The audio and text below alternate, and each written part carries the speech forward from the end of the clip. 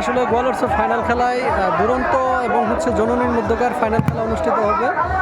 জননী এখন স্টার্টিং পয়েন্টে যাবে, জননী এবং দুরন্ত স্টার্টিং পয়েন্টে যাবে এবং হচ্ছে ফাইনালের যে একটি পাক গোয়ালরচর গায়েনপাড়া এই খেলাটি অনুষ্ঠিত হবে। অল্প কিছুক্ষণের মধ্যেই নৌকাটি ফাইনাল জুড়ে আসবে, জননী এবং দুরন্ত।